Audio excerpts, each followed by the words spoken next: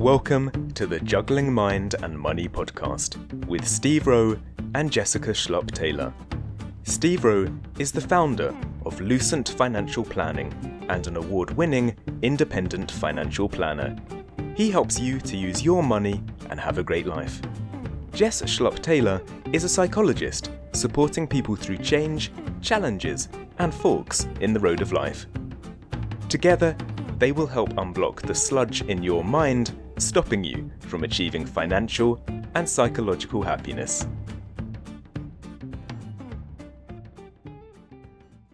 Hello and welcome to episode 46 of Juggling Mind and Money, where today we are introducing you lucky people, to the silent assassin, my business partner, Hannah Knight Niblett. Woo! Great name, Hannah. Thanks. Chose it myself. First bit. In this podcast, we focus on trying to be content or happy. Well, at least not miserable. You're good at that, aren't you? You're always very bright and cheery. And money is an important part of that. And we think that that as a company, for our clients, we've got the money part wrapped up. So today, we're going to look at the hidden side of financial planning companies, which is you, basically, Hannah. I've kept you hidden, haven't I? In a cupboard, yeah. In a cupboard, in a box. Get in there. Button it. But today, I'm releasing you unto the world. Thanks.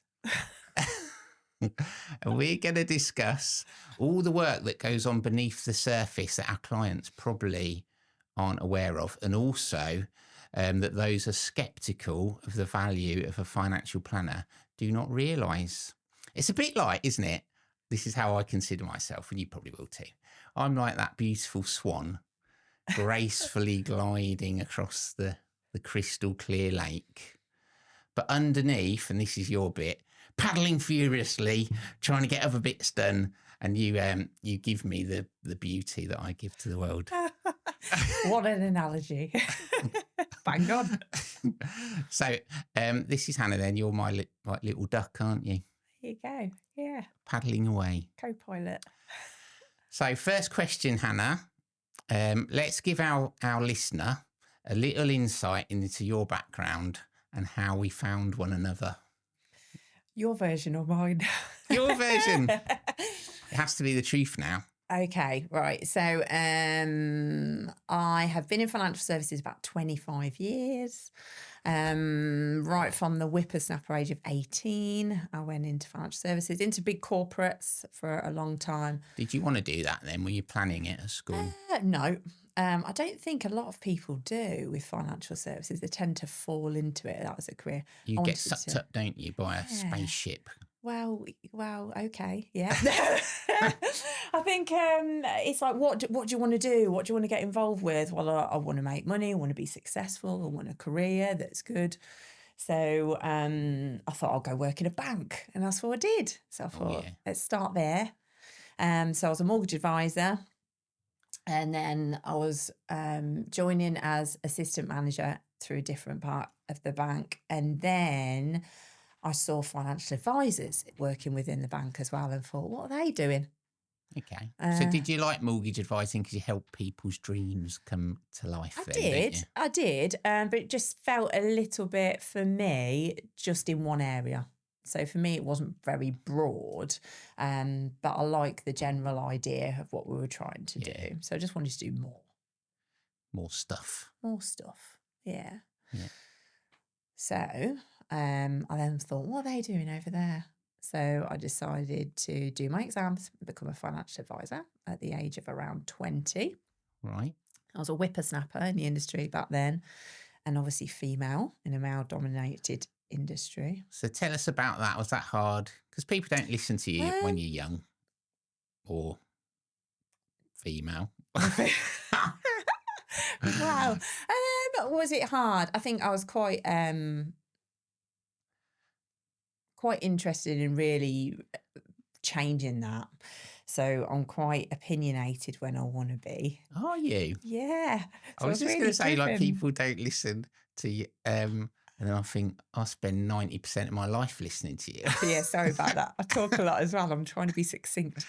But yeah, I'm very driven. So I thought, what are they doing on there? I could do that. Why can't I do that? And initial feedback I got was from a guy who was an existing financial advisor is, you can't do this. You've got no life experience. Whoa. I know that Whoa. person. You do know that person. So I was like, whoa, that hurts. He's a great guy, though. But we turn it into a driver. I liked it. Bad comment. But yeah. I mean, at the time, I absolutely saw that as my driver to show you what I can do. And then belief that then I need to do this really well because I'm doing it for the ladies and doing it for the youth. And really didn't believe that. And I'm saying didn't. But I do think over time you try things, you do things, you learn people, you learn styles, and it gives you more evidence, so more information that when you you're can young, do though, things. you don't know whether you can do it because you haven't done anything, have you? So you might have, actually, in your face, I can. Yeah. But like when you're older, you have done things and achieved things, so it's a bit easier to go. Yeah, and You're wrong. there's that. But it's also not underestimated people's journey up to that age. I think that's really important. So somebody who's 20 could have been through so much in their life that's rounded them, shaped them, given them like that drive, resilience, the understanding of people that someone else who's 50 might not know. So I think that's quite important. Like that might have had an easy life. Yeah. Some people do. We all have challenges, but it's what you do with it. So how's that shaped you then? In how you deal with people here, because people watching YouTube will obviously be able to tell how young I am, and the other team are as well, a lot in their 20s and 30s. Yeah. Has that been a motivator for you to give them a leg up because you had a leg down? Yeah, I still had a leg up because I was absolutely... Someone had to give me the opportunity to be an advisor in the first place and back me. And I was called a rough diamond. Well, yeah. That's how they saw me as. So Who was that? potential. That was a lady called Sarah Phillips. Yeah. And she is amazing. She's an amazing woman who, refined me and helped give me more direction, I think, at that point. And it was the little things. I think it's the subconscious things to make sure that I am equal. So people form a bias when you first meet them. Yeah. And in forming that bias, it was how can I unpick that as much as possible to give me the best chance with this person to hit the ground running in a positive way. So it was things like, don't wear fluorescent coloured nail varnish, bits like that. Tiny little bits of advice that you kind of think, well, how's that going to make the difference? And I think in this day and age now, because that was 25 years ago, we've probably come on a step there. Well, I like that kind of thing because it's difference, isn't it? Point of difference. It's interesting to blue suits. It is. It's evolved. But I think if we think back 25 years ago, there was a lot less women in the industry. And I think people's bias definitely saw female, young, they don't know anything. And you and I know, I wore bright colour nail varnish. Does that mean my brain don't work? It doesn't have any correlation. But I think when we look at now, we're more mindful of that, definitely, in loads of different things. People feel, don't wear a suit then for a client might relax in meetings. You must find that. Well, I think you can wear what you want and justify it, can't you?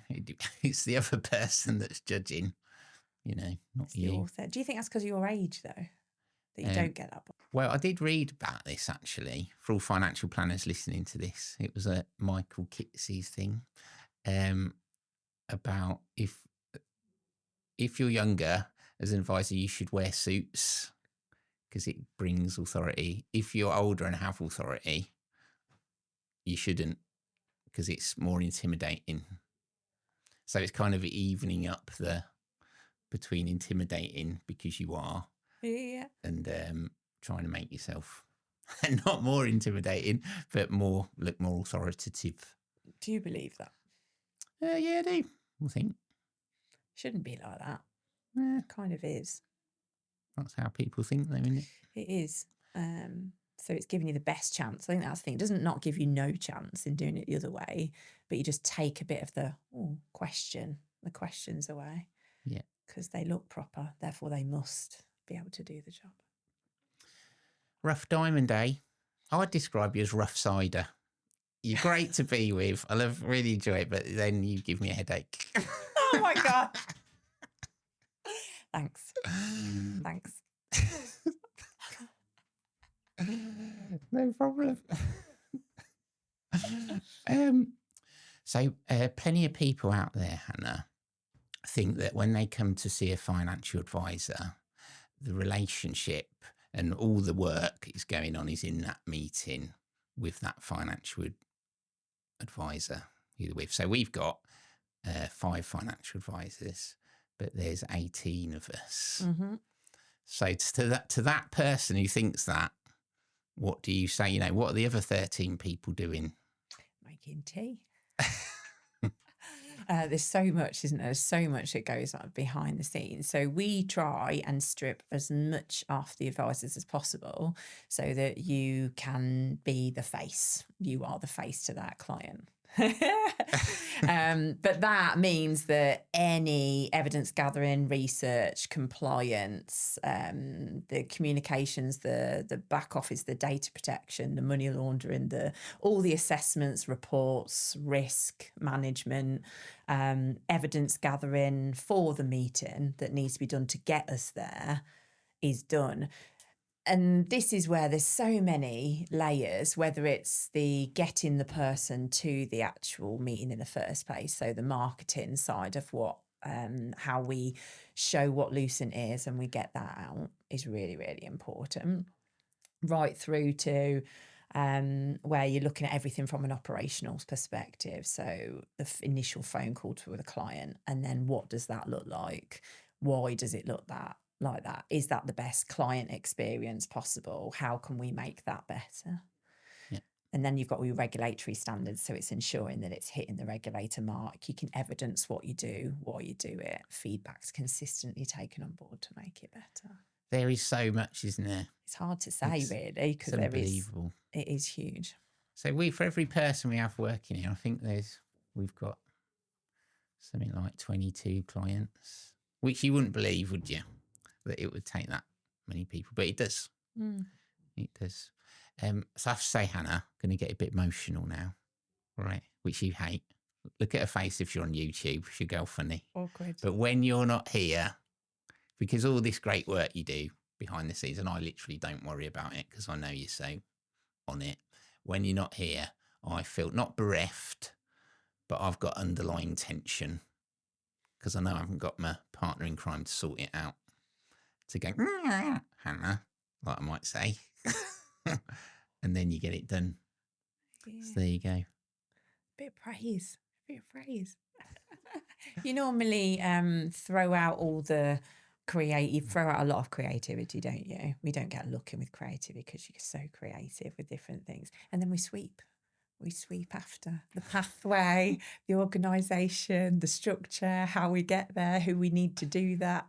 I do organisation. He doesn't. I absolutely do.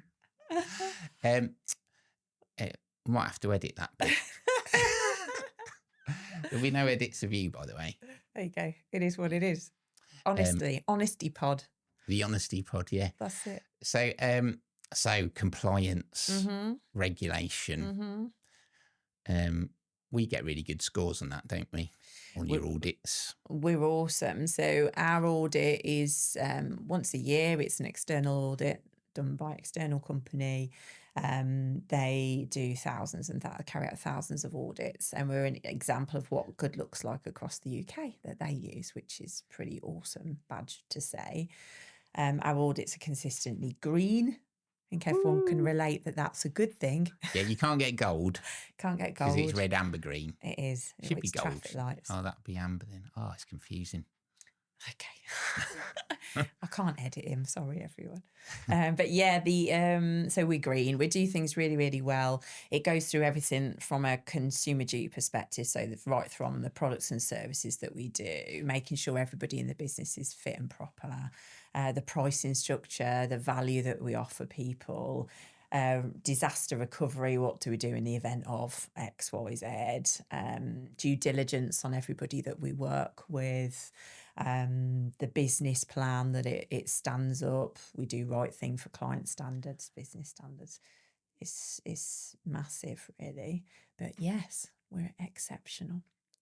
Well, you're exceptional because you do it. I think where we're a good team is, and I've said this before, and I've been very proud of myself because I think it's so insightful. And you just sort of nod and turn away and do something else. I think, bloody hell. But I think from a top-down approach, you're so good with the regulation and getting like the oversight, all that kind of way. That's one side of our pincer movement. Yeah. And then in praising myself, I think I'm really good from an individual client point of view and getting that outcome as good as possible. And I think a lot of firms have one of them. Yeah. They haven't got the other side of it. Yeah, and one person can't be good at everything, right? And you need that lens on it. And I say this a lot to you too. We all have a natural style. He doesn't know what I'm going to say. I find this really fun. But we do all have a natural style. So it will be, you might be really charismatic, loads of thoughts, loads of ideas, really creative. Or you might be a really deep thinker who needs time and space to be able to do things. So I think having somebody else to piggyback on that is good. But I will also look at gap filling. So I'm absolutely not cut me through and I'm made of compliance. Regulatory only sits here, but I heighten that area to give you the freedom and the space to do some other areas. But absolutely, I think the big thing is that we're part of everything as a business. Like I don't just lead on compliance, do I? So I think that's really important. That's a good point. I feel I've got a song coming on now. Go for it. I believe it's Westlife. You raise me up. Oh, you're better singing than me. Go on, give it a crack. Not today. Hannah. It's not my song. I'll think of another one. This is just because you're being recorded. Normally, you're always singing and...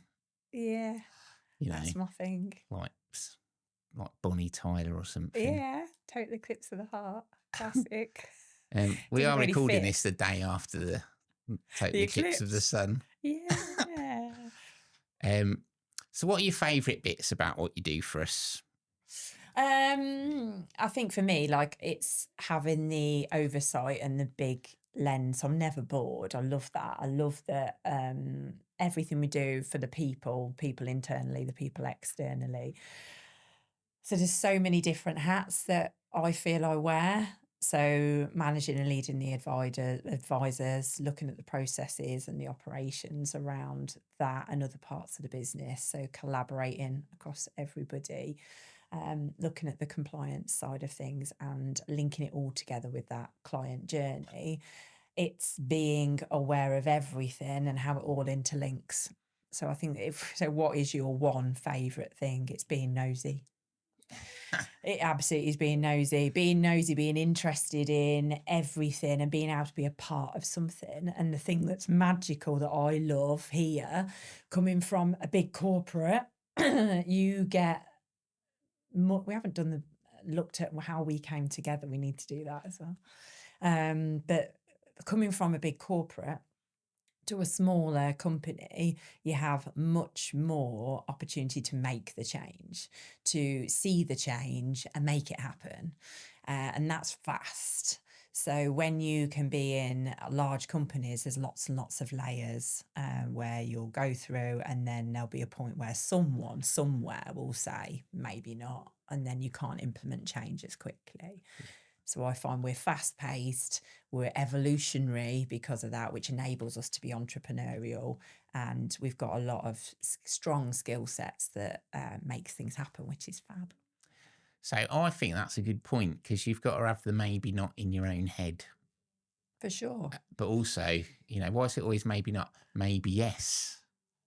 How can we work it to get what we want, rather than get into in a larger company where it goes up levels, or are they really levels?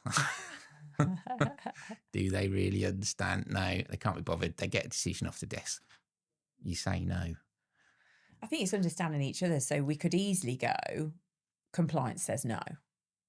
So for a compliance reason, it can't be done. Okay, what is it that's making compliance say no?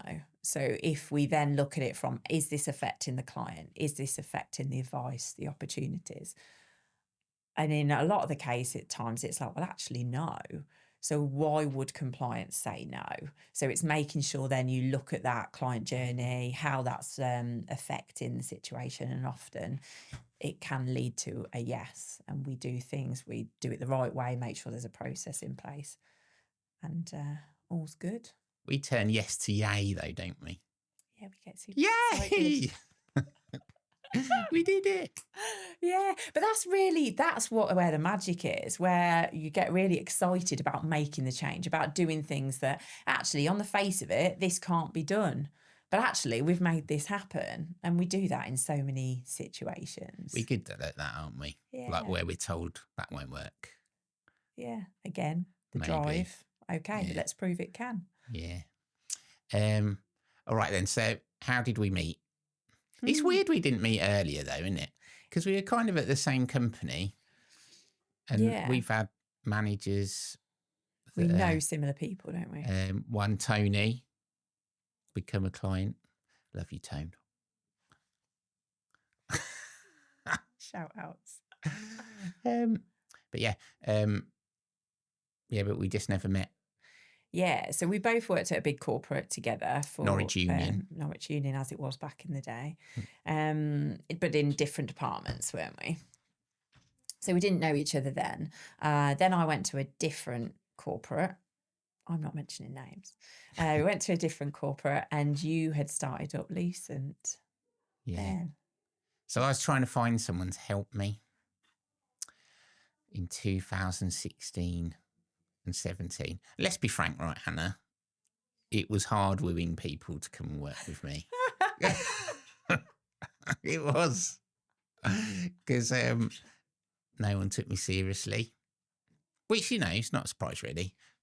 One person in a room on your own. Okay, so how many people had you spoke to before me? It was definitely in 4 figures. This is true. I'm having him for this after it. No, but it's hard, because you sort of ask around and stuff. You haven't got any pull as one person, have you? Really?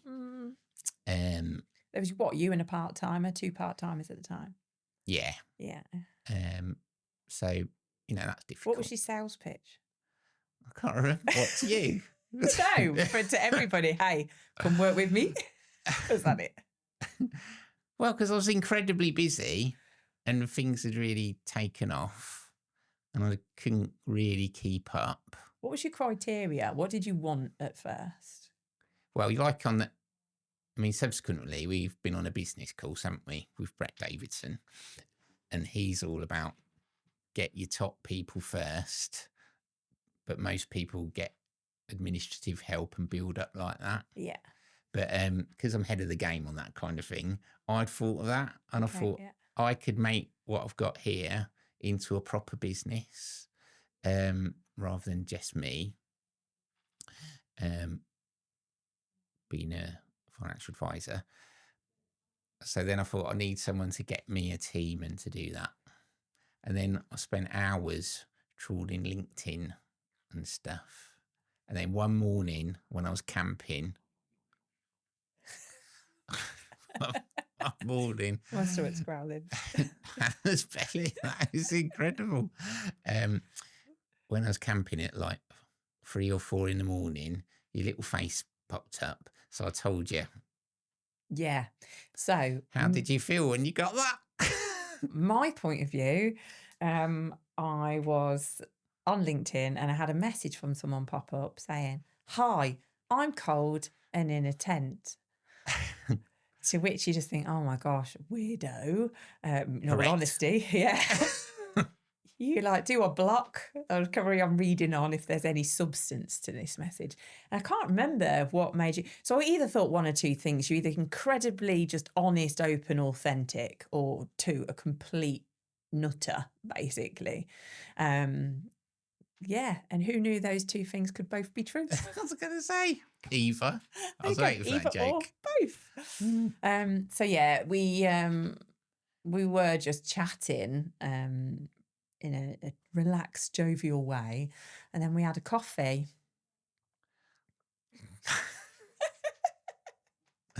Ow! Where I told you about unicorns, I think, didn't I? Did you? Quite extensively. Oh, That's why we have unicorns in the office. you told me that you were about to get married. Ah. She's lovely. You're on a journey. What did you say? I said, to a girl. And you said, Well, yeah. yeah. Mm. Although she dumped me once. So much could go into this story. But it was really relaxed, wasn't it? We were just like we'd known each other ages. No pretense, just Yeah, it was good. And chatting. then I got you to come to a second interview where secretly I manipulated you, didn't I? Because I got a photographer. Yeah. Just happened to be there on the day. Well, it wasn't total manipulation, but she was like, I can come that day. I was like, oh, I've got an interview. Yeah, just do it. Yeah. But you were very clear with me. We'll have some pictures with you in and some without. See, I don't remember that. Yeah, I do. That's funny. Anyway. Yeah, So then you come on board and you bought a Christmas tree on the first day. I did. That set your expectations back, didn't it? No, that's fine. And then that was a cracking first year, really, wasn't it? 2018. Yeah, In I many mean, we've done ways. so much since then. So at that point, there was part-timer, you and myself, and the goal was we want to grow it. Had aspirations, had the Christmas tree. We're like, right, where do we start? And at this point, a one-man band business turning into a business, like a fully fledged business with more people, needed more structure, operational structure, processes, recruitment strategy, and then how we onboard and manage people through that. So yeah, that's kind of where we went then. It was good, wasn't it? And then there was disaster, really. Well, I was ill, wasn't I, the following year? See, that seems like I'd known you for ages then. Absolutely. But it was only 18 months later. Yeah. And then the year after was COVID. Yeah. And then our network. So a network, everybody they do your compliance for you. Yeah. They went bust. So we had 3 years of, it was hard, wasn't it? Yeah. So when he says disaster, your health was really bad, wasn't it? So at that point. So yeah, some real major events, life quakes. I was shedding organs. He was shedding. I vented my It was spleen. gross. He likes to show them to everyone as well. What? He did. You were like, look at this. Yeah, I think that's the thing though. When you're at hospital all the time, you're just used to showing people stuff. You like lose that Yeah, to doctors. inhibition. Medical I have professionals. stopped that. I haven't done that for years. This month. There we go. Getting better. Yeah. So yeah, that. So we went through a lot. We went through a lot of situations, which I think just made everything stronger, didn't it? We were moving offices at the time as well, of your health. So yeah, bigger and better. So so it's not all been sunshine and rainbows then. That's what we're saying. It's been hard. And it's Life been isn't. fractious between us sometimes, hasn't it? Yeah, because we can look at things from different points of view. And that was a big thing, wasn't it? That book, Rocket Fuel. Yeah. Yeah. So who's he by? Gino Wickman, I think. Mm. So that's about the visionary, which is me, and the integrator, which is you, and how you annoy each other. Absolutely. You nodded very vigorously then. But we Still do. yeah, but we totally accept that, don't we? That's how we work best as well, because we're so open with it. We're like, what on earth are you thinking? So there'll instantly be the gut reaction. And then we wind it back a little bit and then think, okay, having a reflect on it, this is how this could work. This is how this could work. Because in practice, especially if you have a holiday, you come back with a million ideas. Yeah, that annoys you, doesn't it? Well, So yeah. you say, oh, I'll take more time, take more space, but then you get the brunt of it because then I have thoughts. You have thoughts, and everyone has thoughts, but trying to get them in the mix when, you as the dominant leader in the business will have your own views. But yes, absolutely. And that's where there's a difference, isn't there, from you doing things independently to then bringing everybody with you on that journey as well. And some things we've learned need to be slowed down to make sure things are embedded and it works. Because if you just go, just do this. Well, that's been a big learning curve for me because I always worked on my own pretty much. Like even at Norwich Union, we were home based and you're out on the road most of the time. So you weren't really seeing other people and stuff. I think I've got better. Yeah. So that book was a bit of a game changer. So if you run a business, I'd read that. It was for me anyway. Yeah. I think you might have just put it in your drawer. Yeah. No. Highlights. I know. No, I think it absolutely is. I think it's understanding and appreciating each other's mindsets, because you won't change it either. So it's very much, and Brett Davidson absolutely will say this as well, that sales and ops or leading a specific mindset can think differently. But I definitely heighten up that ops side because I need to, because you don't think as much that way. I do. I think we think in different ways. Yeah, about it. But this is like the pincer movement on compliance, or hammer and anvil, as I like to call it. Like, it's good having those different perspectives. Yeah. Because it's not like one or other's right. It's bits of each is good, and you bring them together and it's most successful, I reckon. And to be fair, we are good at that. Like, we do get stuff implemented well. Whenever anyone has come to look at our business, they've been, yeah, this is great. And we always worry we're so rubbish, but we're not. It's just because we're in it every day. Yeah, and I think it's not like I know this is a really good business, so the worry isn't there, but it's always, we know it's exponential what more you can do. Well, I think, yeah, that's probably a good point. We think, well, that's done, that's as good as it can be, and we only concentrate on the bits that aren't as great that we want to improve, or not up to our standard. And then we go back again, right? So you'll have this, that's as best, that's optimum, what we think we can do. And then I go on holiday. And then you go on holiday. Yeah. And you get some other creativity. But it's good because everything has a knock-on effect. So you might go, oh, this particular part of the process for the client, that experience is mega. And then you'll build another part or something else which will absolutely interfere with that. So it's important to revisit it and keep making sure, is that the best it can? Or has AI developed things and things have come on further where we can optimize it and make it even better? Yeah. Every little helps. Mm-hmm. Right, listeners. So we're going to go to a quick break where we're going to ask you to do something, and you're going to do it, aren't you? Please. And then afterwards, we're going to come back and we're going to look at the future of financial planning and Hannah's thoughts on that. I hope you got some. Think of it in this break. Steve and Jess would be really grateful if you'd leave them a review on wherever you listen to your podcasts. If they run a star system, please give Juggling Mind and Money more stars than the Milky Way. Hi, welcome back, everyone. So today we're interviewing my Chief Operating Officer, my partner in crime, the person that believed in me when she really shouldn't have.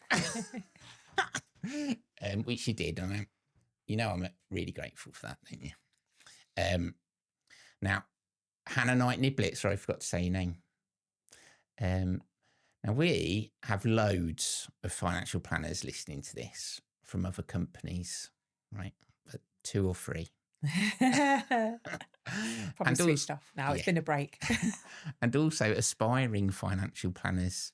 And you observe loads of client meetings, don't you, watching advisors, sitting in the corner with your notepad and taking notes.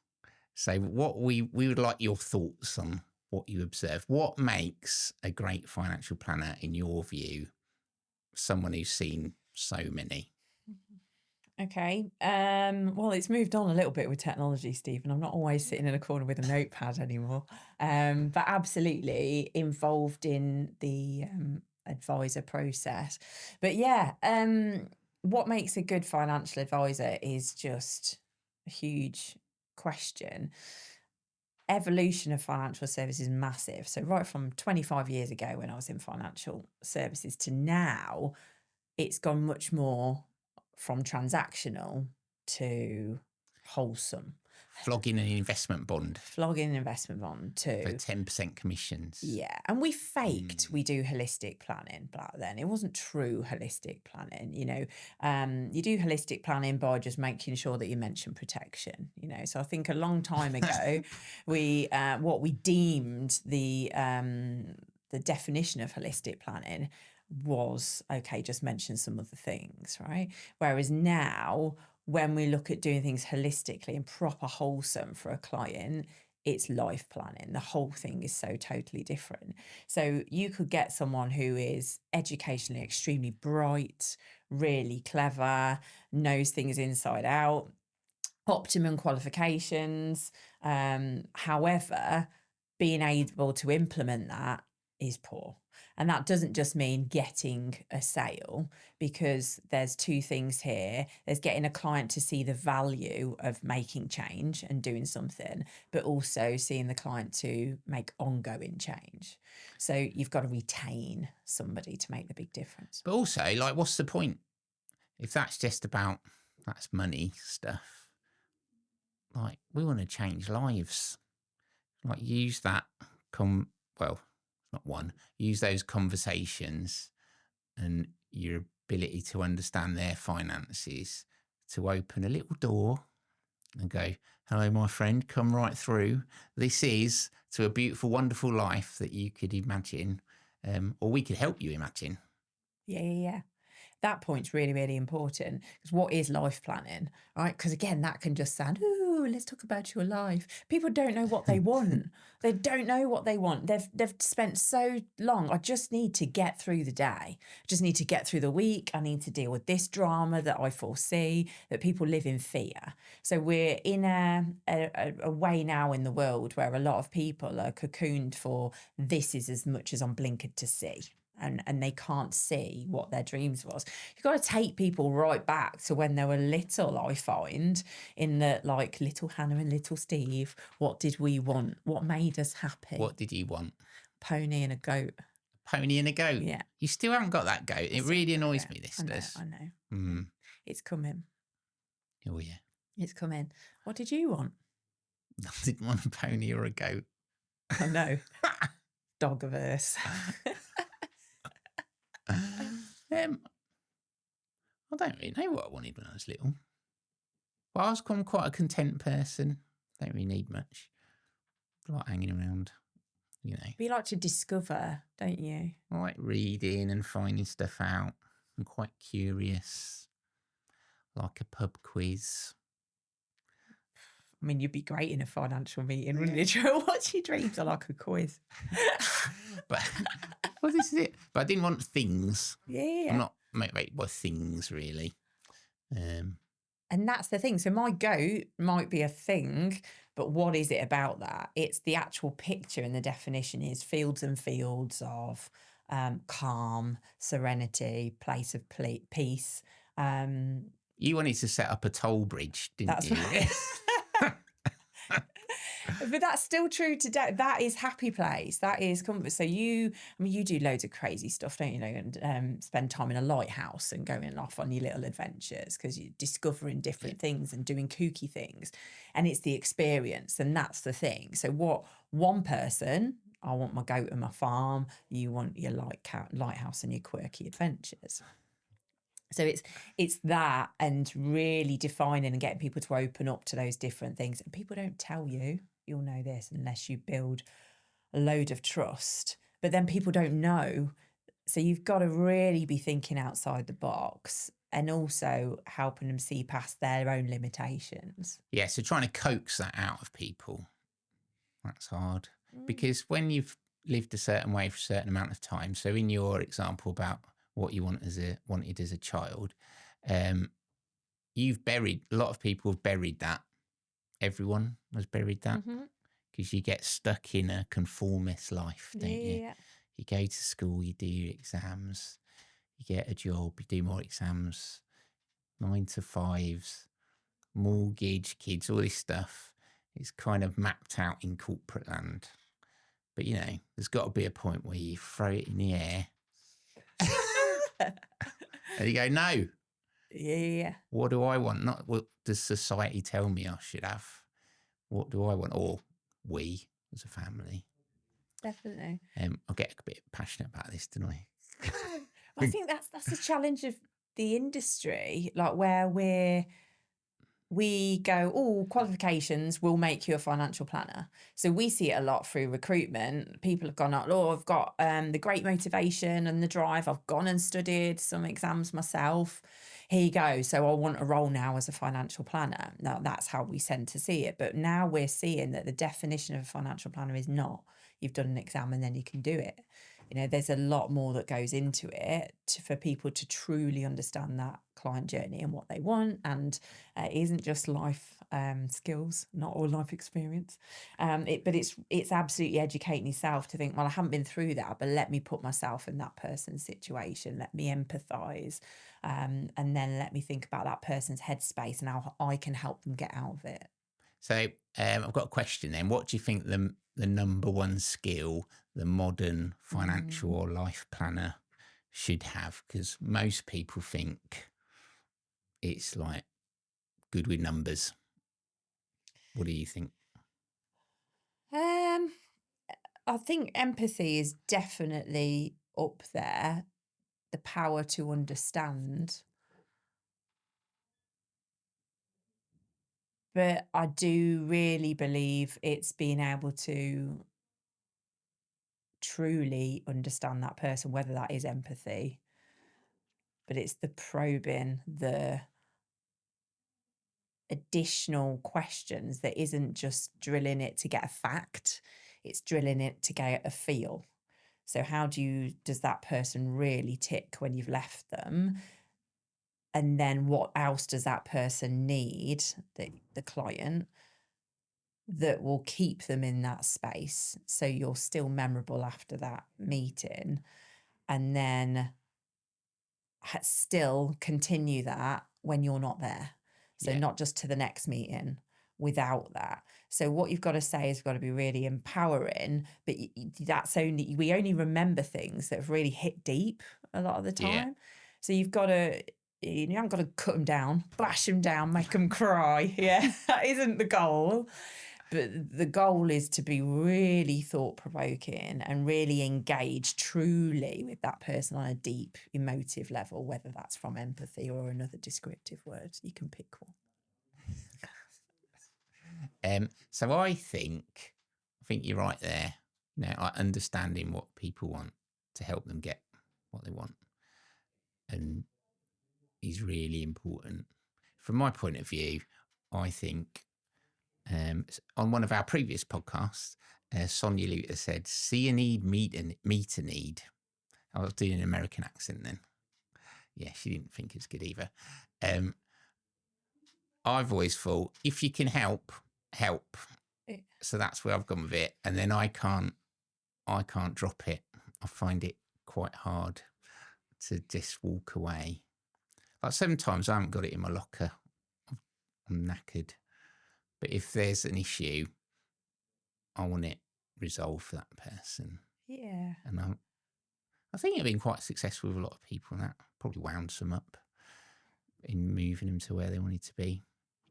And I don't necessarily think that is a great way to live, because it is exhausting for me. Because you don't switch off. Yeah. Well, I just feel it for them, and I think I can help here. Yeah. And there's a lot of people in our business like that, I think.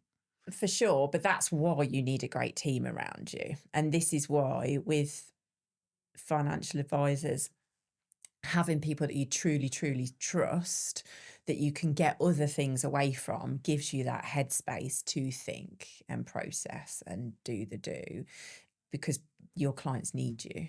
They need you in that space. And the biggest thing that you bring, and that I see with our advisors now, is the authenticity, because they're all so, so different, but they're truly themselves. Just be human. Yeah. Be yourself. If you are, not too much, but if you're a human, people will relate to you, and you haven't got to like everything the client likes, but you will absolutely engage with people on some level, and then they're going to talk to you. So absolutely human. So Hannah, you mentioned AI earlier, artificial intelligence. What do you think that's going to do to financial planners? Is it going to be good or bad, or not a lot? Different? Yeah, so it's mindset shift. So it's awesome. It's a massive step forward with tool and utilising what we have and making things better. Yeah, so it gives time back for people to be able to spend more time doing the emotive stuff that we've talked about, being more human, discovering the goals. You can't really put in AI, what are my goals? What makes me happy? I'm thinking no, not a clue, right? So it's not going to tell you that. It will possibly, you get to a point where it can give you some numbers, can give you some basic facts, but implementing it and putting it together, it's not going to, in my opinion, do the whole kit and caboodle. It cannot. It's like at the minute, all the manuals about being a doctor. We all Google our symptoms. Oh God, how many times do you die when you Google your symptoms? Oh, red flag. Not again. Yeah, exactly. So if we're looking on AI facilities to try and find an answer and a solution, it will point us that, hey, do you know what? You could have a life-threatening illness. Maybe not, and it's that I could be okay with my financial plan. Maybe not, you're going to get to that point. And I think it will give some overview of direction, but looking at it as a cold single entity is not going to be able to deliver what true financial planning is. And for me, this comes right from the evolution of financial planning, where we've gone away from man in business suit delivering product. Look at this pie chart. Yeah. He did it better than me. I used to do it. I didn't. This is it. So it isn't product pushing, and that's where we're going away. That isn't, and it never was the solution. People would end up with a pension, never put enough in it, didn't know how much was enough, couldn't then know what to do with it, and then the tax changes are constantly changing. If we aren't ensuring that everything that's past been done, present done, and future done is protected, we're going to end up in an absolute mess. And how that connects to your needs, family's needs, future needs is not going to be aligned. Yeah. Use your money to live a great life. I have to say, I was just reminded about when I was ill. So I'd had my operation, and it was about a month later. Eleanor took me away, and we'd stopped somewhere in Cambridgeshire at some hotel to charge up the car and to get something to eat. And I was sat there, she'd gone to the loo or something, and there was a financial advisor with a couple, they're having tea. I know what company it's from, but I won't say. Eleanor was ages, and I was listening to them for about 20 minutes. And I know what they're talking about, but even I was bored off my nut. Mm-hmm. And I was just And I was angry at the time because I was angry about what happened with my health and stuff. And I very nearly went over and threw it on the floor because I was... Wow. But they had such a nice china set then, I didn't really want to break it at that place. It's a very nice property set. So what was it that you were hearing? Just noise? Just noise. They're both there nodding, looking interested. They absolutely weren't because they didn't have a clue what it was about. You know, you can tell. Blind people with science kind of thing. But it's very much like when we have a conversation, I talk to you. They looked how you look at me.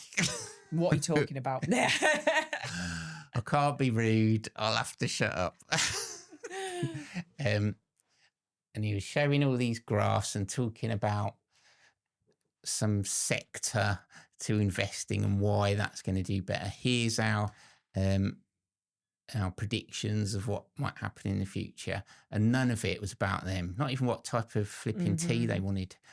Like, none of it. Probably pre-ordered that. Yeah. That upset me. Still upsets me, doesn't it? Well, might have some anger management issues, mightn't I? Separate pod. It just sits there. Yeah. But that shows you care, right? And that shows what the heart of Lucent's all about. And we've created it with our values that we want to make sure that we really genuinely care. And people say that, right? I care. You don't. Like, genuinely don't. Why are you doing that and ramming that down someone's throat if you're saying you care? Because that's not a nice client experience. And you still can do, but I still get asked now about financial planning. Like, I'd love to change this about how people think about financial planning, because they hear, oh, you work in financial services. Where do I put my money? It's the first question. I think it's hilarious. Everyone asks me, right, how much does it cost? And I just think, why are you asking that? Surely you should be asking, how much better off can you make me? Isn't that the point?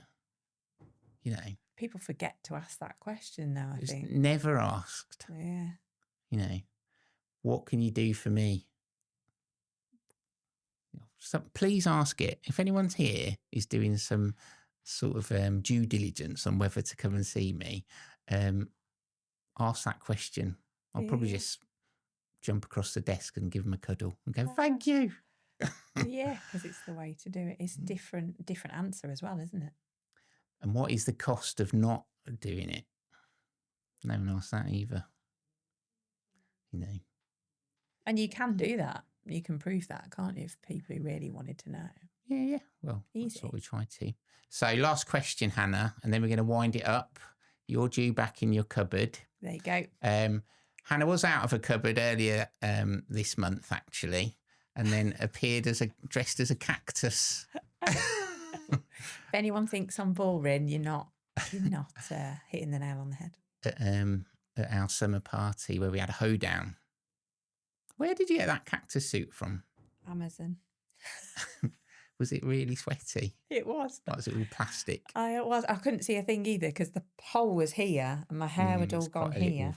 I couldn't see my notes. Hadn't really thought it through, but it provoked a lot of discussions about my prickles. Your prickly personality, or being a massive. Anyway, one thing you would change in financial planning. Yeah, so I think that is a massive one with the definition of financial planning. I think how people see financial planning is really, really important because they ask that question.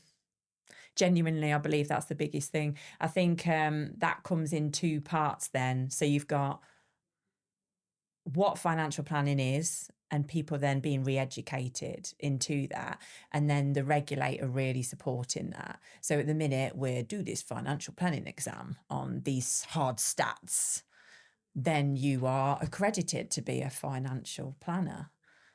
Okay, so I know nothing about talking to people. Absolute zilch. Yeah. How's that good? How's that helping the industry, if I'm being really honest? So this is where I'd like to work and help that be managed more. So we have rules in place. We have the conduct rules in place. So it's all making sure we're doing the right thing, customer service and all this stuff. But it's very, very light on what that means. And it's up to industries and companies to define what that means to their end client. And there should be some agility there, absolutely. But wouldn't it be right that everybody has a certain level of understanding of behavioural finance? Yeah. Is that not the right way forward for the industry? It's the only way. The only way. Things aren't changing otherwise. You can't, but that isn't just putting the fluff on it. People really undervaluing that the answers, the outputs are completely different on that than they are from hard numbers. And we see that the results that we get are way better for a client, and we compare it evidence-based compared to the hard flat facts on what we do. And how we get that is by really knowing and working in that evidence-based and behavioural finance industry. And that's what gets the best outcome for clients. So recently we had someone ring us up and they had a lot of money, 60 to 80 million, I reckon it was. And they were mean. They were mean to our girl Kasna. But also they were subsequently mean to me, right? Which is fine for me because I'm that swan, aren't I? Yeah. Floating a leg just goes off my feathers. Right? So like behaviourally, like he's got a lot of money. Yeah. Like fine. But I mean, he thought he could do it all himself and he's telling me this stuff. And I'm like, I'm just thinking of all the mistakes that he's made. Few hubris, I would say. Yeah. Or arrogance. Wasn't prepared to let anyone look at it. Couldn't see any way possible that you'd do something different. And and we've decided, I didn't ring him back afterwards. I thought, I don't want to work with you. But it's massive. You think you're doing well. You think you know what you're doing. You don't. You need to accept that I'm doing it all the time. We've all got behavioural issues. Yeah. But that's fine, right? Because we're all human. But just go, right, well, this might be a weakness of mine. Let's look at a different alternative and see if I'm thinking about it in a less than beneficial manner that could lead to suboptimal outcomes. There you go. You're talking jargon. Well, that's consumer duty speak. I'm doing that for you. Right. Don't do that for me. We're just going to wrap up now. Now, Hannah, thank you for believing in me 9 years ago. I love you, mate. Right. I hope it's been worth it. I try my best to make it so. You've been great for us. Thanks for telling me all the times when I'm being like a cactus. Nicely put. Yeah. And being such great support. Yeah, it's awesome. Awesome. I've loved the journey and continue to do so. I love that. Right. So next time, everybody, I don't know what we're going to do. I haven't decided yet in the next podcast. But I'm sure it'll be enlightening and fun. So thanks for listening. Please leave us a review. We'd be super grateful if you did. See you later. Goodbye. Bye.